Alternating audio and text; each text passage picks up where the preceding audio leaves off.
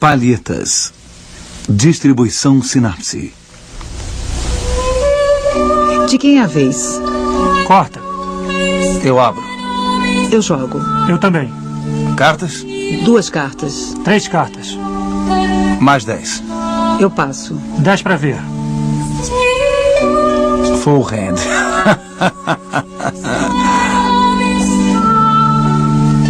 Quanta vaidade da pintura que atrai nossa admiração pela semelhança de coisas cujos originais não admiramos. Blaise Pascal. Por trás das cartas. O Trapaceiro. Georges de Latour. Museu do Louvre, Paris.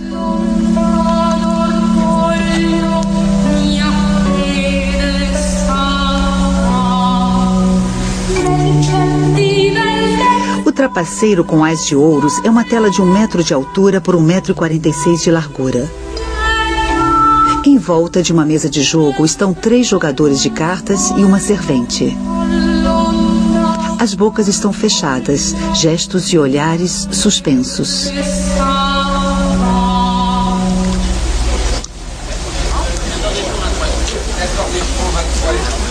Estão jogando valores altos. O jogador da direita tem 4 cartas, das quais uma de espadas. A jogadora também tem 4 cartas na mão. O personagem da esquerda tem apenas 3, e é o único cujo rosto não está iluminado. Ele está virado para o espectador. Tirando o ás de ouros da cintura, ele puxa um ás de espadas. É o trapaceiro que dá o título ao quadro. Seus cabelos são longos e cacheados, e veste um gibão de pele leve e claro com tiras pretas no ombro. Tem um cinto de couro preto largo o bastante para conter cartas nele. As mangas abertas deixam aparecer uma camisa de cetim. A gola é decorada com pequenos bordados vermelhos. O trapaceiro tem um pouco de barba no queixo. Perto dele, uma servente de perfil acaba de servir uma taça de vinho que dá à jogadora.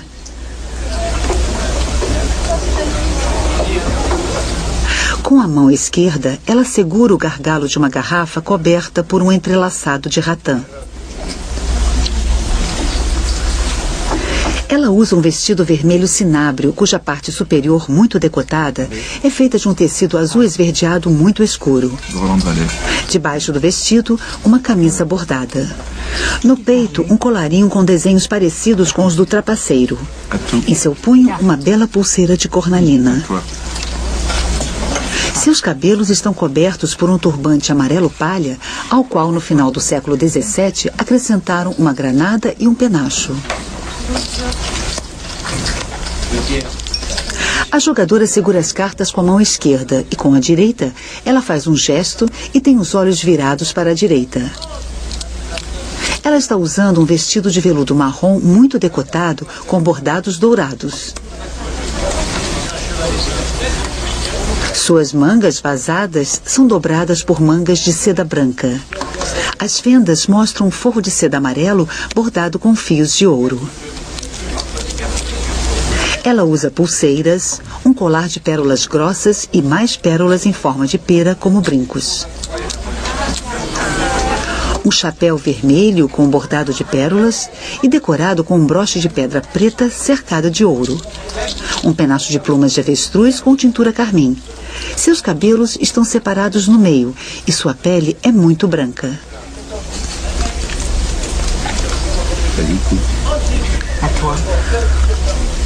O quarto personagem é um rapaz muito jovem com trajes muito requintados.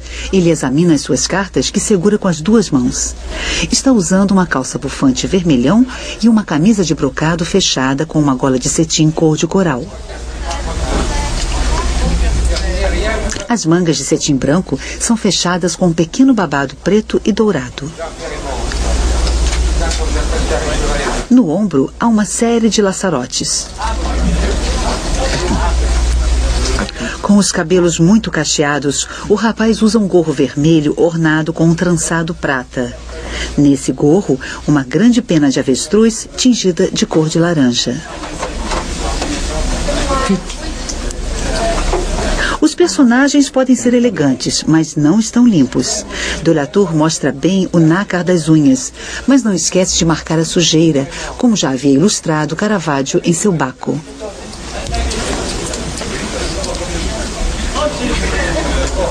Na mesa do trapaceiro há moedas de ouro. A maioria são pistolas espanholas duplas ou quádruplas, a moeda mais comum na Europa naquela época.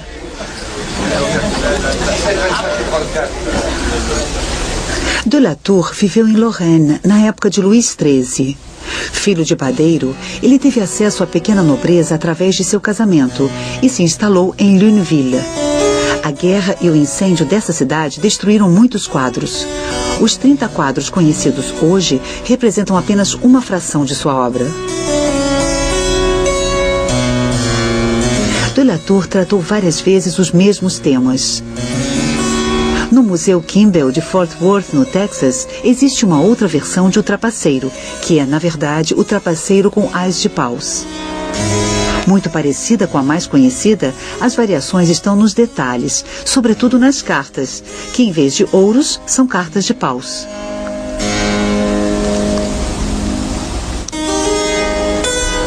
Trapaceiro com ás de paus, menos bem acabado, deve ser anterior ao trapaceiro com ás de ouros. Passando de um para o outro, de la Tour aproximou a cortesã da servente e afastou o rapaz. Cada personagem difere em alguns outros detalhes. O trapaceiro com ou sem bigode. E suas fitas amarradas ou soltas. A servente e o turbante. A cor e os bordados do vestido. A pulseira. A jogadora e o colar.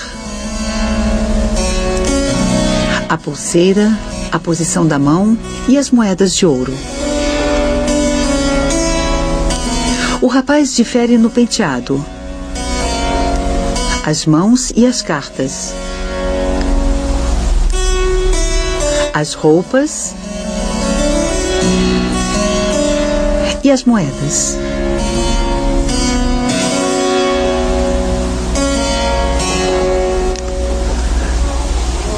O trapaceiro poderia estar ligado a outro quadro de de la Tour, A Vidente, do Metropolitan Museum de Nova York. Hoje, ligeiramente transformadas, essas duas telas poderiam ter sido pendants originalmente.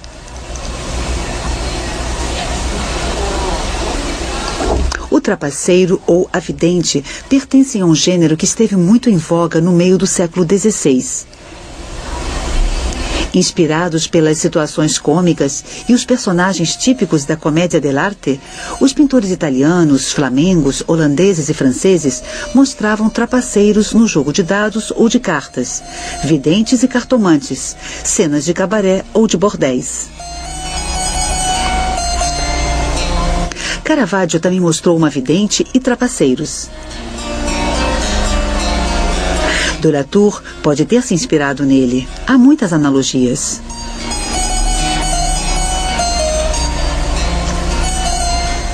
Nascidas no Oriente e introduzidas na Europa, as cartas tomaram a sua forma moderna a partir do século XVI.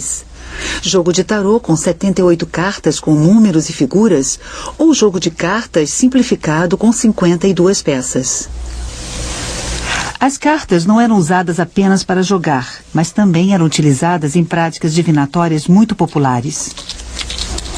Na época de la Tour, vários decretos foram lançados contra os jogadores de dados e os trapaceiros de cartas. Os jogadores eram ameaçados de excomunhão e muitos trapaceiros foram para as galés. 3 jogadores, 4 cartas na mão e ouro. Estamos no meio de uma partida de prima. Era um ancestral do pôquer muito popular. Tratava-se de formar com 4 cartas a combinação mais alta. Uma quadra com 4 cartas iguais. Um fluxo com 4 cartas consecutivas. Um 55, ás, 6 e 7 da mesma cor. Ou uma prima, 4 cartas de naipes diferentes. Fazem apostas como no pôquer moderno e o jogador pode passar ou aumentar a aposta. 8 peças de ouro na frente da jogadora. 2 ou 3 moedas apenas debaixo do braço do trapaceiro. Na frente do rapaz, uma moeda de prata e uma dúzia de moedas de ouro. É uma quantia alta. A jogadora acabou de distribuir 4 cartas para cada um. E como mandam as regras, ela avisa ao primeiro jogador à sua direita, ou seja, ao trapaceiro, que faça a sua aposta. O trapaceiro, que acaba de esconder uma de suas cartas mais fracas, escolhe esse momento para puxar um ás de ouros de sua reserva de ases que ele guarda no cinto. O trapaceiro já tem 2 cartas de ouros na mão. Está claro que a primeira carta não é um 5 nem um 9. Trata-se de um 7 e, logicamente, o 6 está atrás dele. Somando o ás de ouros, o trapaceiro forma uma das combinações mais fortes do jogo, o 55, garantindo uma posição dominante para ele. Enquanto o rapaz abaixa os olhos em direção às suas cartas, o trio se comunica com uma série de olhares de lado.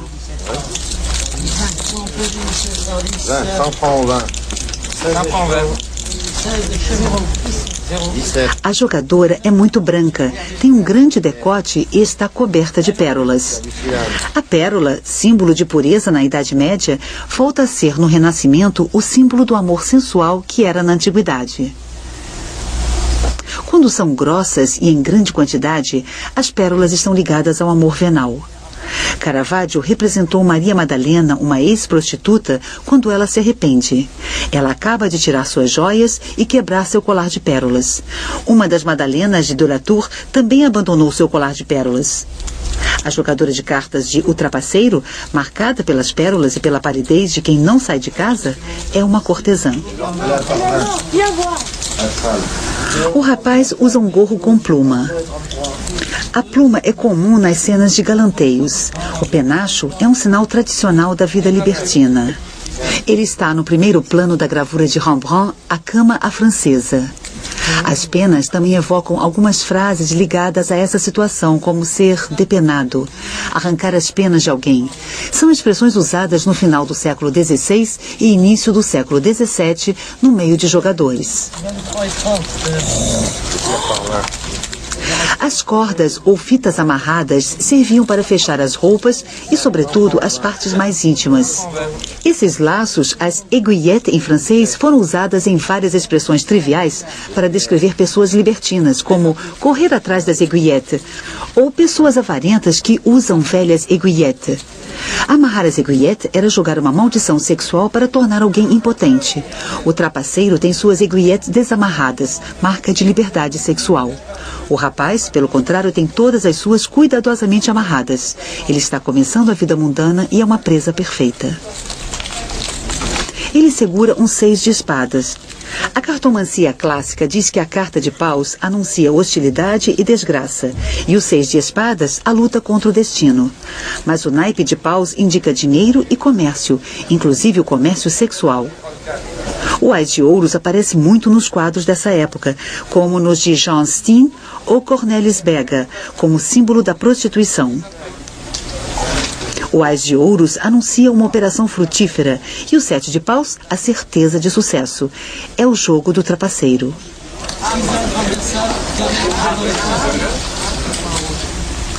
Atraído pela cortesã ao seu lado, o rico e ingênuo rapaz vai ser depenado pela moça e pelo trapaceiro sob o olhar cúmplice da servente.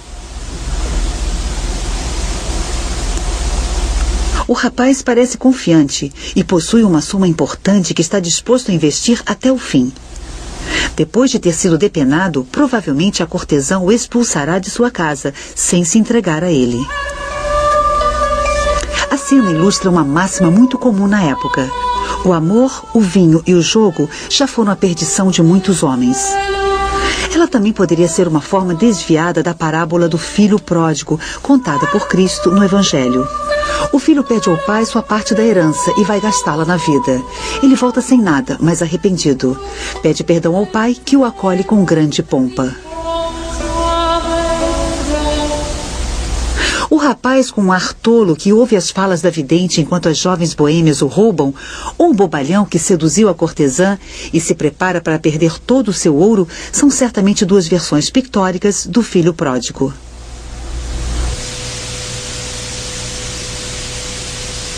Desde Leonardo da Vinci, os pintores se preocuparam com o significado das expressões.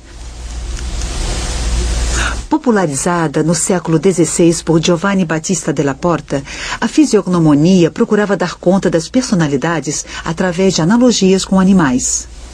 O rosto do trapaceiro está na sombra, lábios finos, testa franzida, narina larga e queixo quadrado. É um animal feroz.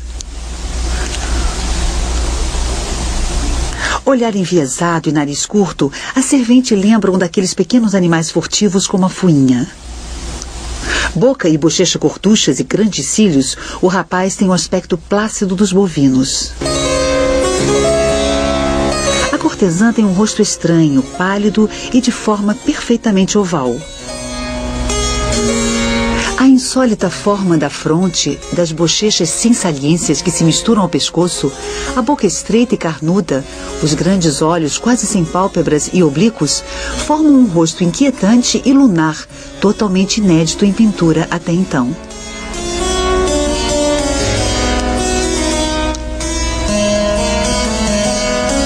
A boêmia de A Vidente também tem um rosto de forma oval.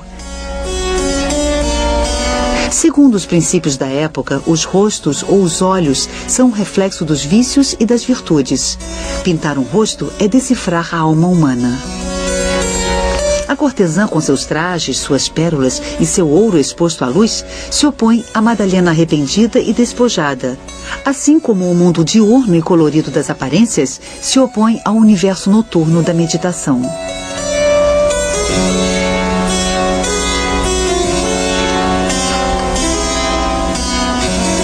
De La Tour precedeu Pascal e a linha jansenista que tinha em primeiro plano de suas preocupações religiosas o despojamento e a austeridade. Os dois homens estão frente a frente, as duas mulheres lado a lado. O conjunto nos dá a impressão de uma colagem. Não há profundidade entre o trapaceiro e a servente, nem entre o rapaz e a cortesã. O espaço atrás deles é apenas sugerido por uma parede um pouco mais clara. O enquadramento dos personagens em uma cena estreita em um formato médio é uma inovação do final do século XV, que foi retomada no final do século XVI por Caravaggio em quadros como A Vidente ou Os Trapaceiros.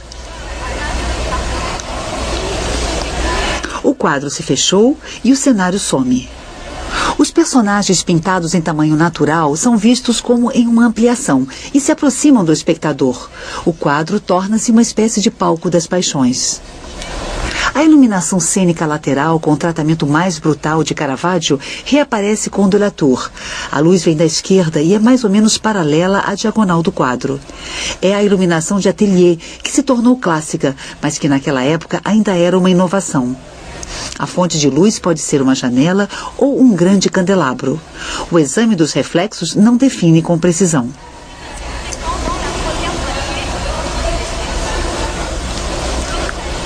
O plano horizontal se dá pela mesa, com duas massas verticais de cada lado, a do trapaceiro com as fitas desamarradas que caem perpendiculares à mesa e as dobras do traje do rapaz que também caem na vertical.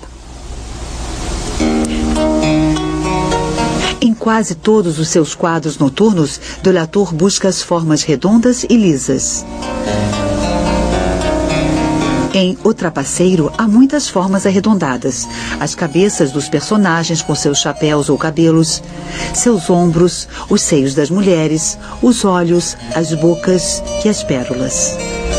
Mas essa aspiração de harmonia das formas redondas é contrariada por toda parte. Primeiro com as linhas da composição, que são uma série de triângulos encaixados uns nos outros e que parecem ter sido gerados pela taça de vinho triangular.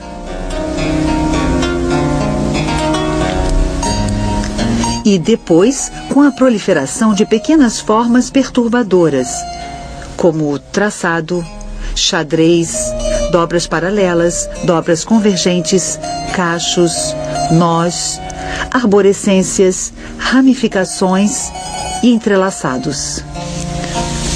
E também por essas mãos alongadas com esse punho virado muito comum nos quadros do pintor.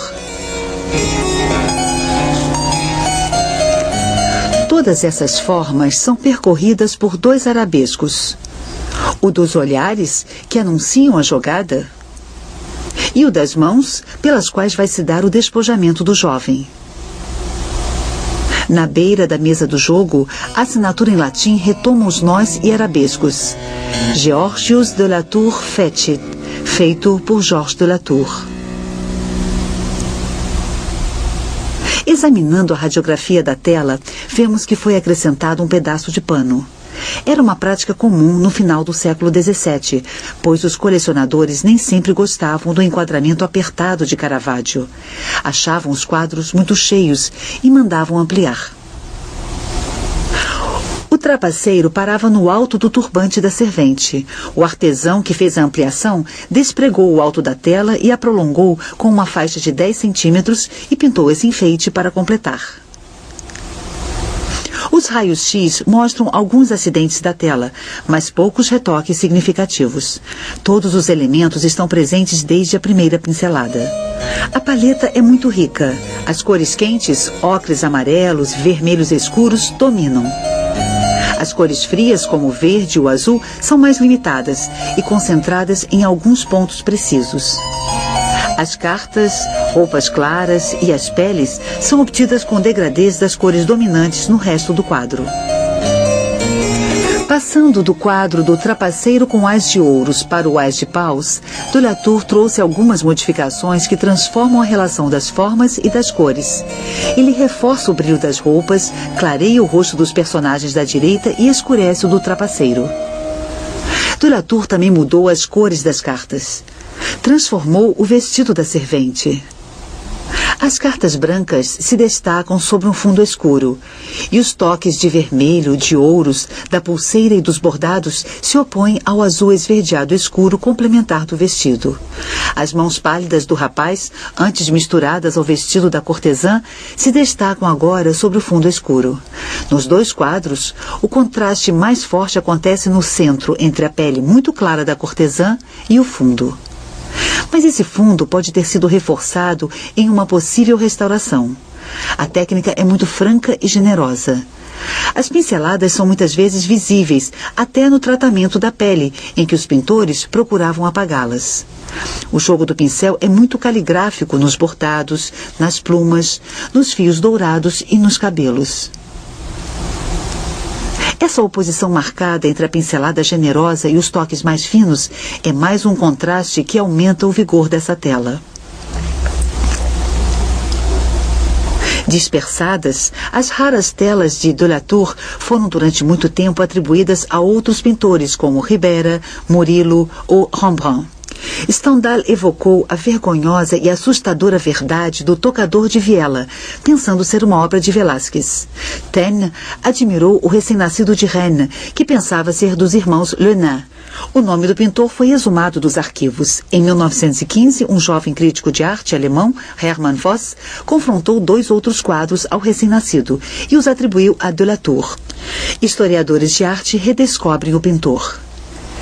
Em 1926, Pierre Landry, campeão de tênis e colecionador, comprou o trapaceiro de um antiquário parisiense e descobre a assinatura de la Tour.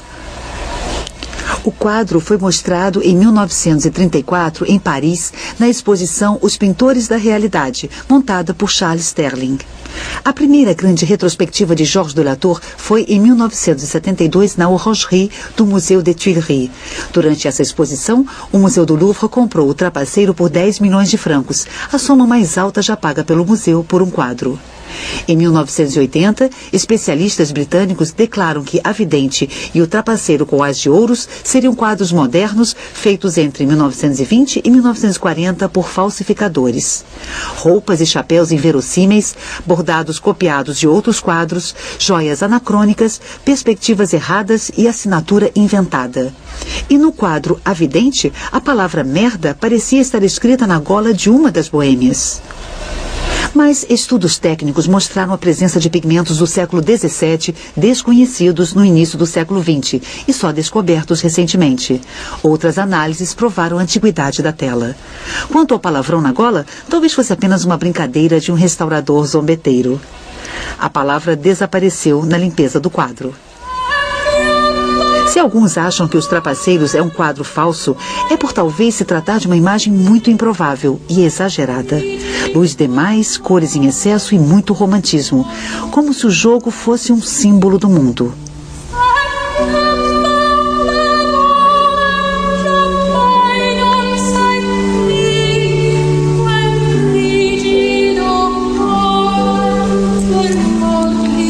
Homens e mulheres, mestres e servidores, ganhadores e perdedores, feras e cordeiros.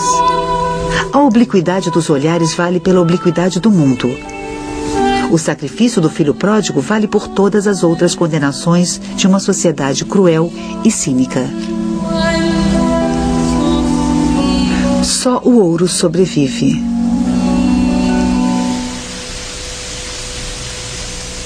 Versão brasileira Audio News.